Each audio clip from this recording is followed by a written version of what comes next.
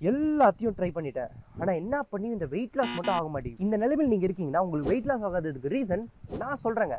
உண்மையை சொல்லணும்னா அதுக்கு பின்னாடி 100 ரீசன்ஸ் இருக்கலாம்.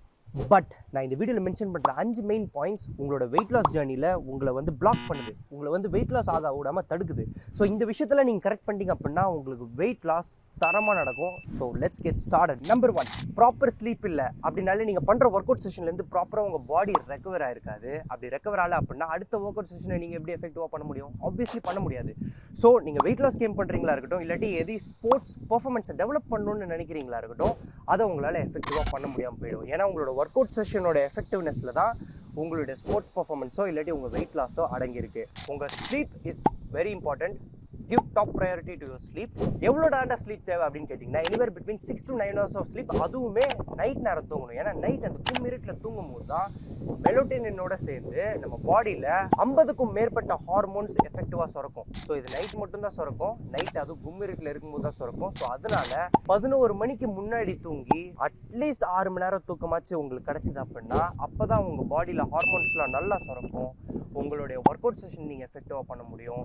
அண்ட் அது மட்டும் இல்லாமல் உங்களோட எனர்ஜி லெவல்ஸ் நல்லா இருக்கும். ஓவராலாக உங்களோட ஃபிசிக்கல் அண்ட் மென்டல் ஹெல்த்தே நல்லா இருக்கும். Number 2, either too less or too much protein. ப்ரோட்டீன்றது ஒரு அத்தியாவசியமான சத்து.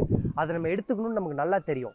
ஆனால் அதே நம்ம அளவுக்கு மிஞ்சி எடுக்கும் போது அதுவே நம்மளோட வெயிட் லாஸ் ஜேர்னியை பாதிக்குதுங்க. அளவை மிஞ்சினால் அமுதமும் நஞ்சு மாதிரி ப்ரோட்டீனுமே நமக்கு ஒரு சில குறிப்பிட்ட அளவு தான் தேவைப்படும். அதை தான் நம்ம கரெக்டாக எடுக்கணும். அதுக்கு மேலே போச்சு அப்படின்னா அது நமக்கு தேவையில்லாதது. இப்போ உங்கள் body weight into 2 grams of protein உங்களுக்கு தேவை, நீங்கள் எடுத்தாகணும் அப்படின்னு சொல்லி நிறைய இடத்துல நம்ம கேள்விப்பட்டிருப்போம்.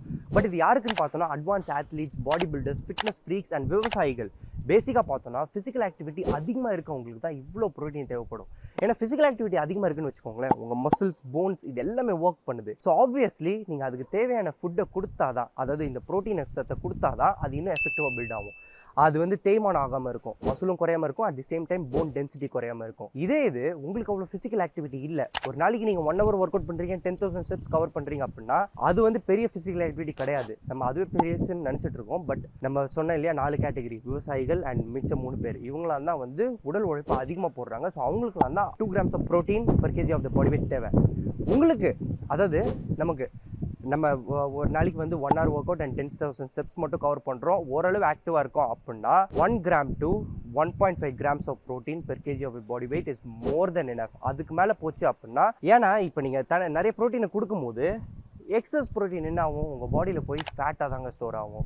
அது உங்கள் வெயிட் லாஸ் ஜேர்னிக்கு உதவாது. உங்கள் பாடி டைப்புக்கு, உங்களோட height, weight, age, physical activity இது எல்லாத்துக்கும் குறிப்பிட்ட அளவு ஆஃப் கலோரிஸ் அண்ட் ப்ரோட்டீன் ஒரு நாளைக்கு தேவைப்படும். அதை கால்குலேட் பண்ணி அதன்படி கரெக்டாக எடுக்க ஆரம்பிங்க. அப்படி எடுத்தீங்க அப்படின்னா உங்கள் வெயிட் லாஸ் ஜேர்னி எங்கேயோ போயிடுங்க. அதுக்கு தான் ஒரு நியூட்ரிஷனிஸ்டோட ஹெல்ப் உங்களுக்கு தேவை. அவர் இருந்தாருன்னு வச்சுக்கோங்க, கரெக்டாக உங்களுக்கு கைட் பண்ணி எடுத்துகிட்டு போயிடுவார். Number 3, over train. இந்த கேட்டகரியில் உள்ள மக்கள் ரொம்பவே கம்மி பேர் தான். பட் இதையும் கண்டிப்பாக நம்ம கரெக்ட் பண்ணி ஆகணும். அதாவது ஒரு மசில் குரூப்பை நம்ம ஒரு வாரத்தில் 2 நாள் இல்லாட்டி 3 நாள் தான் ட்ரெயின் பண்ணணும். 2 இல்லை 3 நாள் மட்டும்தான் அதை ட்ரெயின் பண்ணணும். ஏன்னா நான் சொல்லியிருந்த மாதிரி அதுக்கு ஏற்ற ப்ரோட்டீன் அண்ட் ஏற்ற ஸ்லீப் இது கொடுக்கணும். அண்ட் அது கூடவே சேர்த்து ரெஸ்ட் அண்ட் ரெக்கவரியும் மஸ்ட். ஸோ அதனால தான் வாரத்தில் 2 இல்லை 3 நாள், அதுவும் 3 நாள் ஒர்க் பண்ணலாமே அப்படின்னு சொல்லிட்டு தொடர்ந்து 3 நாள் ஒர்க் பண்ணிட்டு அடுத்த 4 நாள் ரெஸ்ட் விடக்கூடாது. கண்டினியூஸாக, அதாவது கரெக்டான ரெஸ்ட் இன்டர்வல் இருக்கணும். இப்போ ஒரு நாள் பண்ணுறீங்க அப்படின்னா அட்லீஸ்ட் அதுக்கு ஒரு நாள் கேப் விட்டு அடுத்த நாள் பண்ணலாம். அப்படின்னா 48 hours ஆயிருக்கும். இல்லை 2 நாள் கேப் விட்டு 3ஆவது நாள் கூட பண்ணலாம், தப்பே கிடையாது. மெயினாக நிறைய பேர் 6 pack ஆப்ஸ் வேணும், நம்ம ஆப்ஸ் நல்லா ஷ்ரெட்டட் ஆக்கணும் அப்படின்னு சொல்லி ஆப்ஸ் ஒர்க் அவுட்டை வாரத்தில் 7 நாளும் போட்டு பண்ணுவோம். நானும் பண்ணியிருக்கேங்க, இல்லைன்னு சொல்ல மாட்டேன். பட் நம்ம தெரிஞ்சுக்க வேண்டிய விஷயம் என்ன அப்படின்னா, ஆப்ஸுமே ஒரு வகையான மசில். நம்ம எப்படி கையில் வந்து பைசப், ட்ரைசப், தைஸ் இதெல்லாமே இருக்கு, அதே மாதிரி தான் ஆப்ஸுமே ஒரு மசில். அதுக்கு பேர் ரெக்டஸ் அப்டாமினஸ். ஸோ இந்த மசில் குரூப்பையும் நம்ம வாரத்தில் 2 இல்லை 3 நாள் தான் ட்ரெயின் பண்ணோம். அதுக்கு மேலே வேணாம். ஒரு விஷயம் என்னன்னு பார்த்தோம்னா, நம்ம இப்போ ஸ்குவாட்ஸு, புஷ்அப், புல்அப்ஸ் இந்த மாதிரி எக்ஸசைஸ்லாம் பண்ணுறோம் இல்லையா, அதில் கூட நம்ம ஆப் மசில் ஆக்டிவேட் ஆகும். ஸோ அது ஆல்மோஸ்ட் எல்லா டைமும் ஆக்டிவேட் ஆகிட்டே தான் இருக்குது நம்ம மிச்ச எக்ஸசைஸ் பண்ணும் போதும். ஸோ அதை போட்டு 7 நாளும் அடித்தோன்னு வச்சுக்கோங்க, அது வந்து muscle growth and muscle strength அங்கே டெவலப்மெண்ட் அவ்வளோவா இருக்காது. இதே இது நீங்கள் வாரத்தில் 2 இல்லை 3 நாள் மட்டும் ட்ரெயின் பண்ணிட்டு மிச்ச நாள் நல்லா ரெஸ்ட் விட்டு பண்ணீங்க அப்படின்னா ஆப் மசிலோட ஸ்ட்ரென்த் இன்னும் எஃபெக்டிவாக பில்ட் ஆகும். Number 4, you have to take you vitamins. இப்போ உங்களுக்கு அனிமியா வந்துருச்சுன்னு வச்சுக்கோங்க, டாக்டர் அயன் ரிச் ஃபுட்ஸ் நிறைய சாப்பிட சொல்லுவார். பட் அது கூடவே சேர்த்து கண்டிப்பாக விட்டமின் சி நிறைய இருக்க ஃபுட்ஸும் சேர்த்து சாப்பிட சொல்லுவார். எதனாலன்னு பார்த்தோன்னா, நீங்கள் அயன் ரிச் ஃபுட் சாப்பிட்றீங்க, அது உங்கள் பாடிக்குள்ளே போகுது. பட் அந்த அயன் சத்தை உங்கள் பாடி அப்சர்வ் பண்ணணும் அப்படின்னா அதுக்கு விட்டமின் சி இஸ் மஸ்ட். அதே மாதிரி தான் நீங்கள் கரெக்டாக உங்கள் பாடிக்கு எவ்வளோ தேவை எவ்வளோ கலோரிஸ் தேவை, எவ்வளோ ப்ரோட்டீன் தேவை, அது எல்லாத்தையும் கணக்கு பண்ணி கரெக்டாக எடுக்கிறீங்க. பட் அது உங்கள் பாடி அப்சர்வ் பண்ணணும் அப்படின்னா அதுக்கு you need vitamin C. So vitamin C நிறைய இருக்க ஃபுட்ஸு கூட சேர்த்து விட்டமின்ஸ், ஜென்ரலாகவே விட்டமின்ஸ் நிறைய இருக்க ஃபுட்ஸ் எடுத்துக்கிட்டிங்க அப்படின்னா உங்கள் பாடியில் நீங்கள் மசில் பில்ட் பண்ணுறீங்கன்னு ஏம் பண்ணுறீங்களா இருக்கட்டும், இல்லாட்டி வெயிட் லாஸ் பண்ணணும்னு ஏம் பண்ணுறீங்களா இருக்கட்டும், அது ரெண்டுமே எஃபெக்டிவாக நடக்கும்.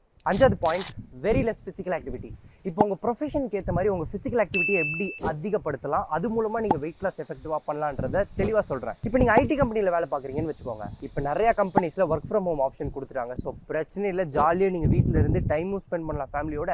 அட் தி சேம் டைம் நீங்கள் ஒர்க்கும் பண்ணிவிட்டு இப்போ உங்கள் ஃபிசிக்கல் ஆக்டிவிட்டி அதிகப்படுத்துறதுக்கு என்ன பண்ணலான்னா, நீங்கள் கால் பேசுகிறீங்க இல்லையா, கிளைண்ட் கால், கஸ்டமர் கால், அதெல்லாம் பேசும்போது சும்மா உக்காந்து இல்லை படுத்துட்டு பேசாமல் அப்படியே உங்கள் வீட்டுக்குள்ளேயே நடந்துகிட்டே பேசுங்க.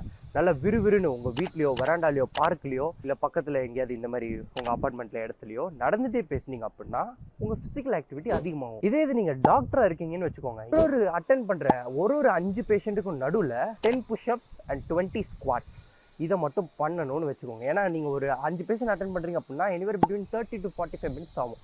அந்த 45 மினிட்ஸ் நடுவில் ஒரு தடவை நீங்கள் வந்து இந்த 10 புஷ்அப்பையும் 20 ஸ்குவாட்டும் பண்ணிங்க அப்படின்னா ஒரு நாளில் நீங்கள் நிறையா பண்ணியிருப்பீங்க. ஸோ தட் உங்கள் ஃபிசிக்கல் ஆக்டிவிட்டி அப்பயும் அதிகமாகிடும். இது நீங்கள் பிஸ்னஸ் பண்ணுறீங்கன்னு வச்சுக்கோங்க.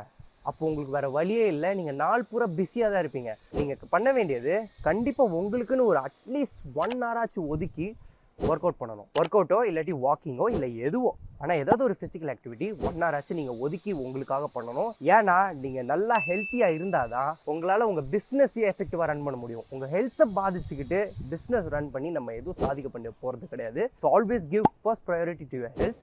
ஹெல்த்தை பார்த்துக்கிறதுக்காக உங்கள் ஃபிசிக்கல் ஆக்டிவிட்டியை நல்லா வச்சுக்கோங்க. அதுக்கு 1 hour எப்படியாவது டைம் ஸ்பெண்ட் பண்ணிவிடுங்க.